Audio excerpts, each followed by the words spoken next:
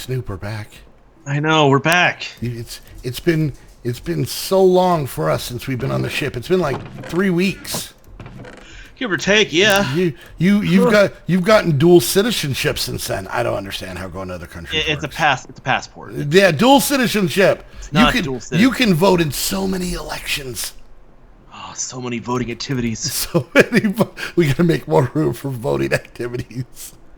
No, it's a passport. It means that I should be treated like a U.S. citizen when I'm abroad. You are so British now, Snoop. No, I'm not. Shut up. Oh God. Are you having withdrawals of good quality fish and chips? I actually didn't eat any fish and chips over there. I had plenty of chips. What? But I didn't have fish and chips because Sarah doesn't like fish. Yeah, but don't they just hand it to you when you get off the plane? Unfortunately, no. It's like going to Hawaii and you get like a lei right when you get off the plane. They just, here you go. they get no, the flowery necklace, you perv. Listen to me. Right. An God. L-E-I. Yeah, Gotcha. that is so much the British come out. You. Oh man, you've learned how to laugh like an angry British man who runs a orphanage of children he doesn't like. And a banker. Wow, you've come back to the U.S. with a cavalcade of giggles. Oh, that's so nice. Oh. By the way, for anybody who's interested, Cavalcade of Giggles is what the Squad on Ice show is going to be coming out next summer. New band name. No. It's the Squad on Ice. What a nice. Yeah, it's basically it's us telling fart jokes as we slip around and smack our faces on frozen water. So, Cavalcade of Giggles. Oh, speaking of a cavalcade of giggles, oh my god, I had to rewatch that episode's end. Yeah, because you mentioned it. I mentioned the Snoop ending us on All Star, and he watched it and laughed himself silly. So for anybody out there who's curious who Snoop's biggest fan is, it's Me. Snoop. It's Snoop, people. It's me. I slay myself. He just runs around screaming, "I am hilarious." You're welcome. You have no idea how funny I am. I am funny. I don't even have an idea how funny I am. Anyway, so we are back. My mom is the same way. I'm not gonna lie. I'm gonna peel back the curtain a little bit of my family life. My mom can keep herself entertained in a room with no windows and no doors and a table. Just by herself. Just by herself, alone in a locked room. She can laugh herself to death. And she every so often will just crack a joke, and then it's the stupidest joke. It's the stupidest thing you could possibly think of, like on the tier of dad joke level. And then she just starts laughing, and she's like, "Oh, no, something like that," and she just laughs, and she keeps laughing, and she stops and then looks at us and me and my sisters. We're like driving in the car or something, and she looks at us and is like, "You have no idea how lucky you are that I am so freaking funny." I'm like, "Sure, Mom, you're funny." I get my humor from her. Does she break out an all-star very often, or? Thankfully, no. But I think if she were to see that episode, she'd ring me up and say, "Oh, crap, that's a good one. You're my son, all right." Mm-hmm. Like, thanks, Mom. I needed your validation. Yeah. Oh man. Anyway, so you had something up your sleeve, idea-wise for us to talk about. Did you or did you not? It's kind of starting to get into the deep end territory stuff. I guess the question I wanted to ask you, what is this? And by the way, he would not tell me before we started, so hold on. I got a bag of Maynard's Bassett's mix-ups, and I have to open them up because I saw something in there that looks good. Woo! That smells like wine. Here we go. All right, Modi. Yes, Snoop. Would you consider yourself happy right now? At where you are currently in your life, with all the things that are going on right now, is this the happiest you've ever been? Yeah, well, yeah. That's a weird question. Okay,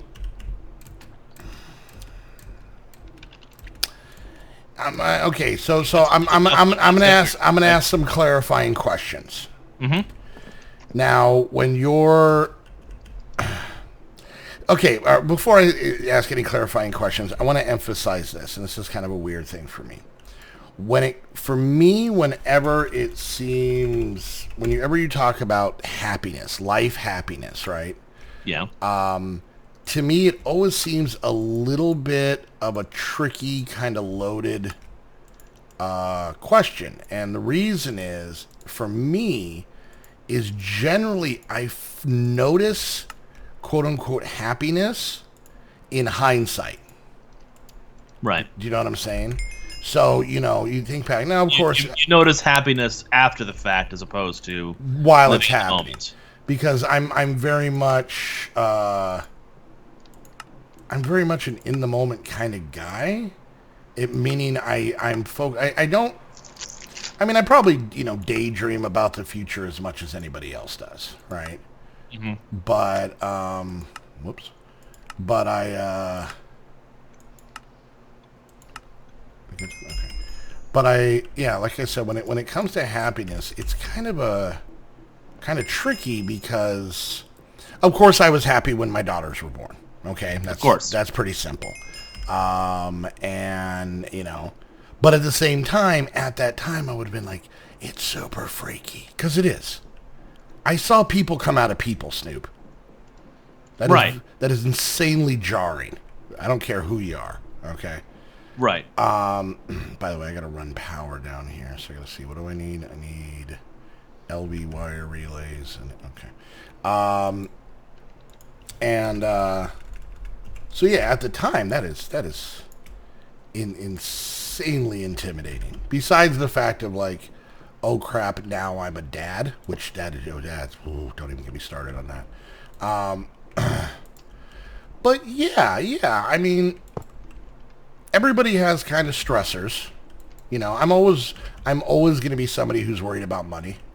It doesn't matter how much money I have, because and actually I'm not really worried about money as much as I'm worried about the thing happening, whatever that is, whatever that means, the thing, car breaks down majorly. The thing that puts you over the edge that you can't financially cover for it. Yeah. So that, that's a pretty, and I don't think that's a irrational fear. I think no, and I have noticed that about you quite a few times, because we do this. You do this as a job. 100%. Before, yes. And this being a YouTuber as a job is a very transient kind of position. It's not. That's good word. Transient, very much. I don't know if I can describe it better. Yes. Yeah, it's very. It's constantly in flux. It's constantly not guaranteed, and it can it can all fall apart at the drop of a hat kind of situation. Yeah. And I noticed that in cases that it starts to look like that, I have seen you, fall apart. Up in a case, start falling apart. Completely fall apart. Yeah. I have been on the verge of quitting this job 1,000 times. Right, and I completely get that. Yeah. So and that's it's putting you in the position of you're one step away from total the poorhouse. Yeah, exactly. Or just and a lot of time what it could be is like, okay, let me give you an example. How the hell do I get this thing to take power in?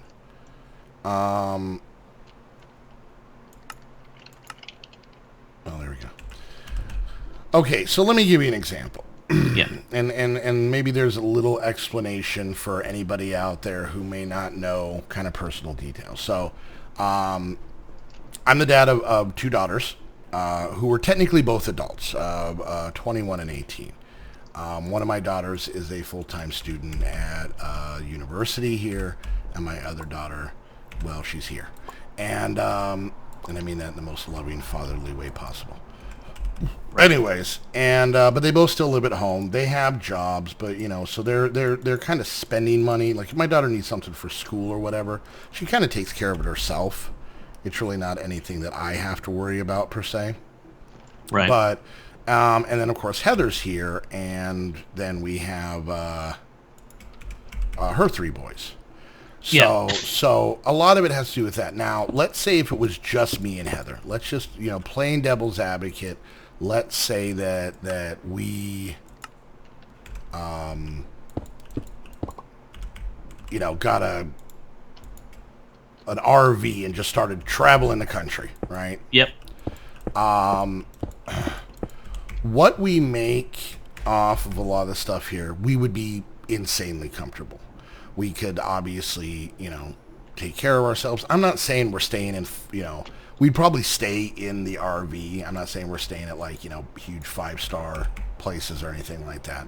But we'd be good, right? And we, I'm daydreaming about that. I think anybody who has kids just daydreams about when are they going to leave? Like you're just ready for them to go. And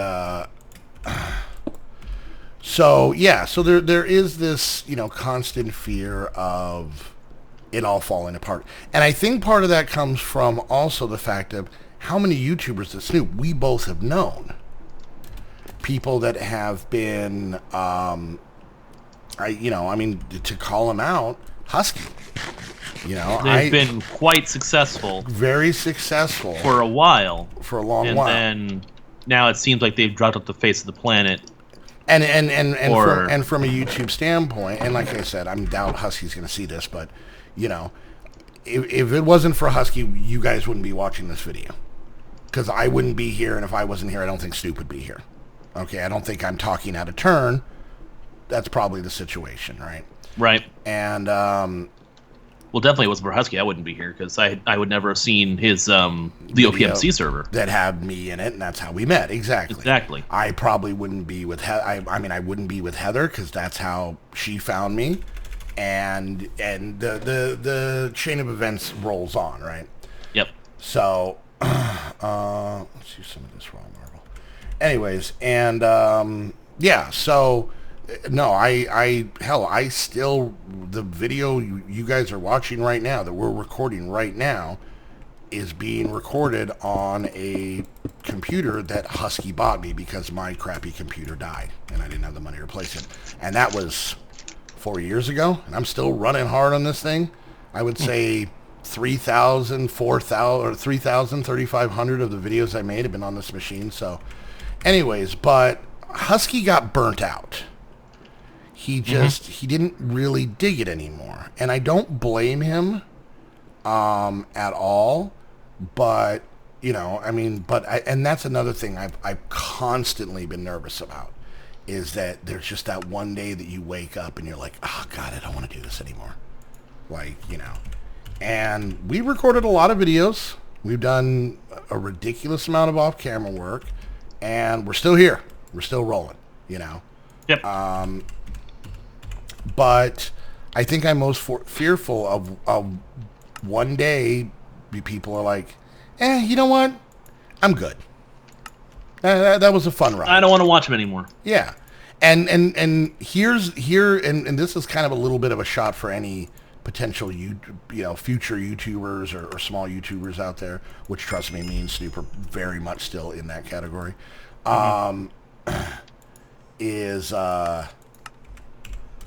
You're going to lose viewers.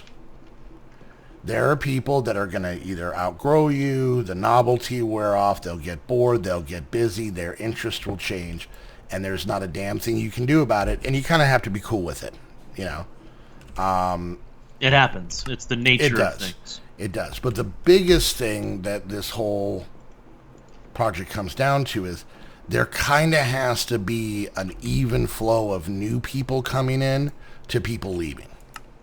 I don't want anybody to leave.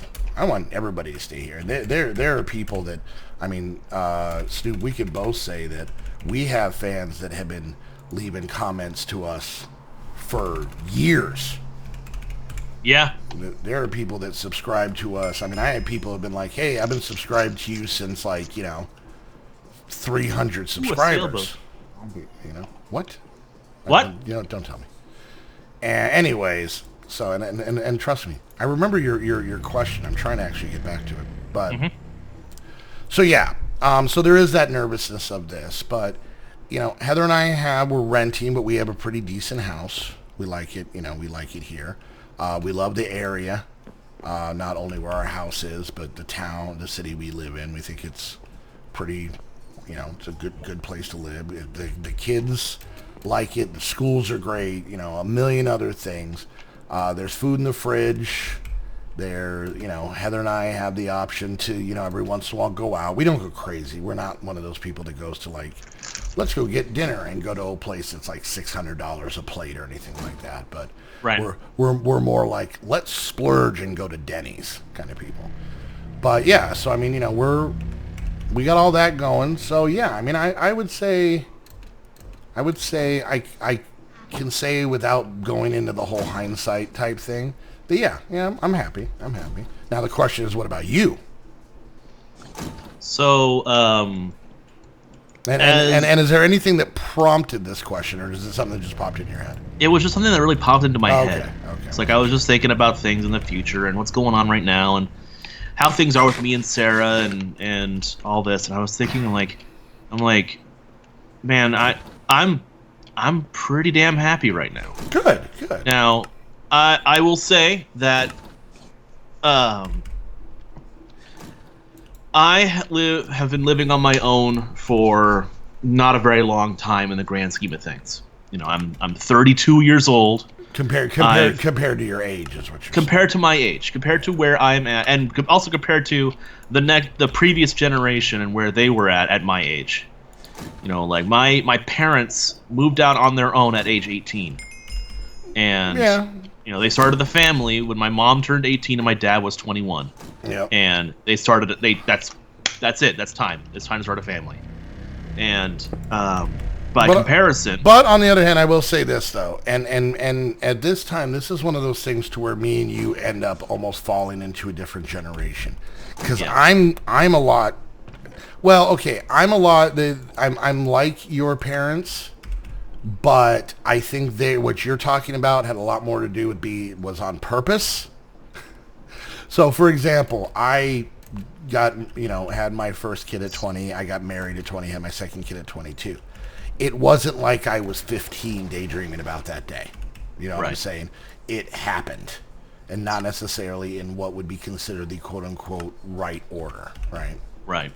So, but I understand what you're saying. But you do come from a different mix where people generally just didn't move out at 18.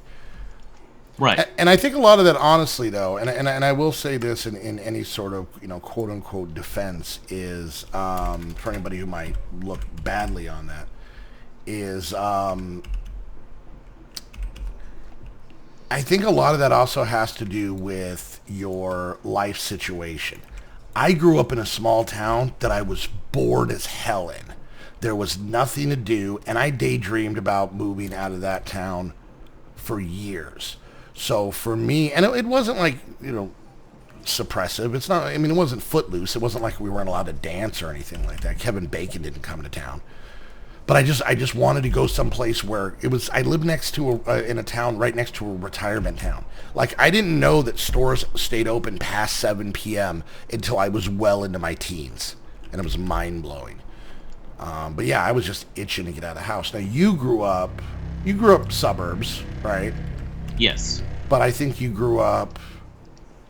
I grew up in a well-to-do, it was an upper middle class kind of environment. Yeah. So I didn't really want for anything. Yeah, if you wanted to go to the mall, it wasn't that hard to get to. If you wanted to go to, wherever, Fry's Electronics or whatever else, that wasn't that big of a deal. Comp USA and stuff like that. Yeah, it was a special kind of trip to do that kind of stuff. But I didn't have to worry too much about it. Yeah. So when I was, being my younger self and living with the family, I was pretty happy then. I was pretty happy. I had a good family, good upbringing, good all that jazz. I moved out on my after let's see.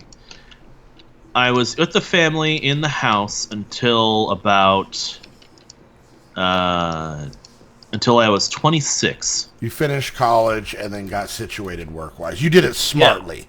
Yes, so I moved out after high school. Yeah, I moved out with 5 friends and didn't know what the hell I was doing. So yeah. So I got the job after high school. I went working at the local grocery store. I worked at the grocery store for 6 years. Now hold on, Snoop. Yes. I think we're gonna have to part 2 this episode. Oh God, already? We're at the end. We are gonna hear the saga of Snoop, and I've heard some of this, but I get a feeling there's gonna be some new things I'm gonna learn. This is gonna make us closer, Snoop, as pals. I hope so. And confidants. And I don't remember where there was lava in this pack. I might have it bookmarked. I might as well. Nope, I don't. Neither do I. Okay, we'll find some. All right, well, we're going to wrap things up here. We're going to continue this conversation. This is an interesting conversation. And put, and the reason, I'm going to, real quick, before we go, the reason I'm going to like this conversation is that there's kind of this mentality in the world of it's cool to be sad. It's cool to be unhappy. It's cool to be just pissed off for the sake of being angry at the world. Okay. And I'm mostly edgy. It's cool. It's unique. Yeah. No. And it's really a case of if anything positive comes out of this just absolute dribble that we've been putting out for 4+ years now, is the fact is it's like, just take a moment and kind of look around. Because here's the funny part, Snoop. Probably growing up, you probably weren't unhappy, but you were probably so focused on getting your own place, having this, having that, getting this, getting that you may have lost focus on what was good. Right. And we'll get into that in the next one, because I can for surely say I did on that one as well. So yeah, just, I don't know, go outside, get some sunlight or something like that, Yeah, children. Yeah, just, I don't know, go in the backyard and dance to no music like a lunatic for like 4 minutes. Are you footloosing again? Yeah, stop playing Fortnite. Anyways, that one would help you. I just thought that was a funny thing to throw in there. So, anyways, guys, hope you enjoyed the video. If you did, make sure you hit that thumbs up. Questions, comments, concerns, put it down in the comment section. Whoever you're watching, make sure you check the other person's channel, and while you're there, hit the like and subscribe button. If you guys want to come join us, and oh man, 2019 is really stacking up pretty solid, even this early on. A lot of new Patreons coming in, a lot of cool people to meet. Just reset the Squad Pack Flat Pack server, just reset the Vanilla server, all kinds of goodies. It's still pretty early in the month, so this is the time to come join us. Totally worth it. You can become a Patreon to any of the squad members who have Patreon, and yeah, come join us, come hang out. It's a good time. Go check out the Patreon link down below for all of that info. And if you guys want to get your very own server, just like the ones that we're using here, you can do that by heading on over to Host Havoc. Use the link down below so they know that you're coming from one of our videos. And yeah, and until the next episode, we want to thank you guys so much for hanging out. We'll see you guys next time. Bye, guys. Bye.